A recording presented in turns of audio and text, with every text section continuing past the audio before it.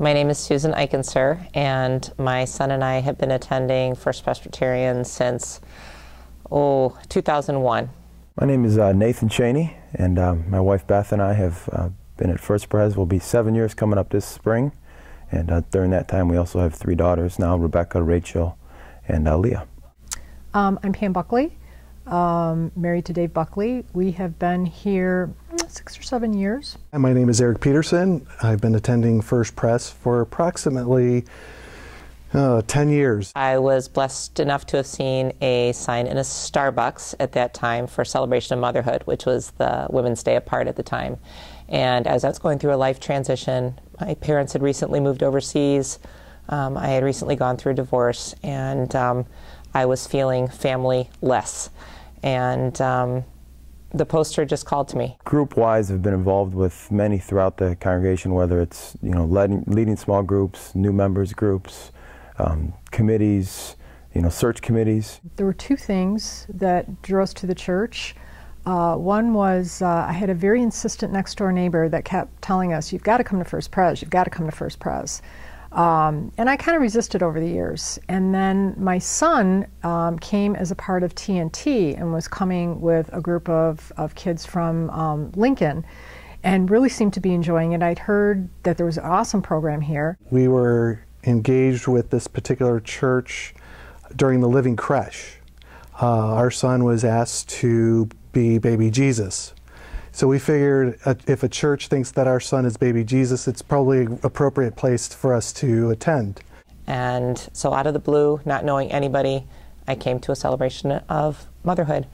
I met the most amazing women there that welcomed me with open arms. And some of those women I am incredibly still good friends with today. The growth, I think, has been, originally it's just, hey, new member, you're coming, you're looking, you're seeing people, just kind of blending in, but then kind of pushing more to be more involved, to have more input, and then and lead others as well.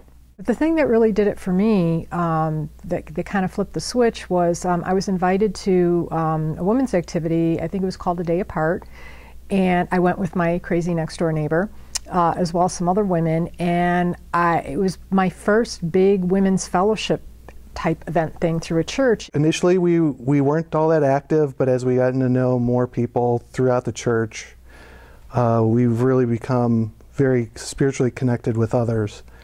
And it's through that connection that really allows our faith to grow. When I came to that celebration of motherhood, there was a break during the lunch hour, and what the women had done is set up some of the different things the church was involved with. And one of the things that I had learned from my parents growing up is when you go to a church, you want to make sure that you are participating in the church.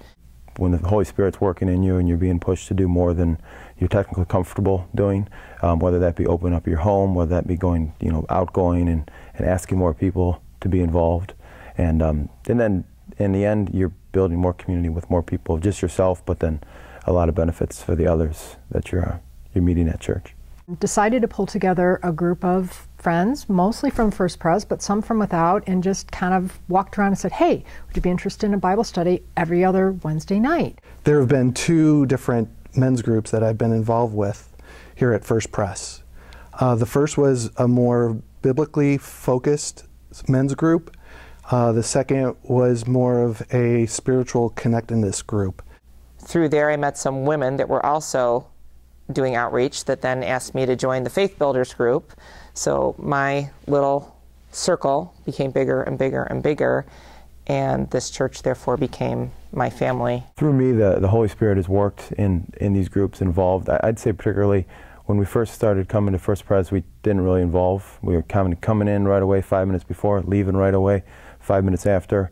Didn't know very many people, maybe a hi and a bye in that, but once I got involved in deacons and then some other committees, you start meeting a lot of people, talking to a lot of people. You see them outside of church walls. We keep each other in prayers all throughout the week, and that has just been huge to see the prayers answered and the different types of things we've done through that.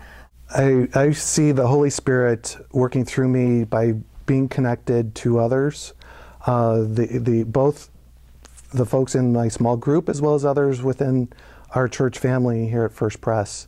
It's important to understand, what people are going through, their struggles, and being able to respond to those needs. Having work and grad school pull me away from some of the activities I was once involved in, I feel this group kind of pulling me back towards the church, and with the shift the church has taken in the last year or so, I really feel it's time for me to be there for the church when the church has been so consistently there for me. Through one of the 20-something groups we had a few years ago, we met a lot of people within the church that didn't seem to be connected with other people in the church, and once we opened up our home and we got the chance to meet them, we developed friendships that are continuing now. There was a member of the church that was struggling with cancer earlier this year in a really dire situation, and one of the members of our team suggested that we make a prayer quilt.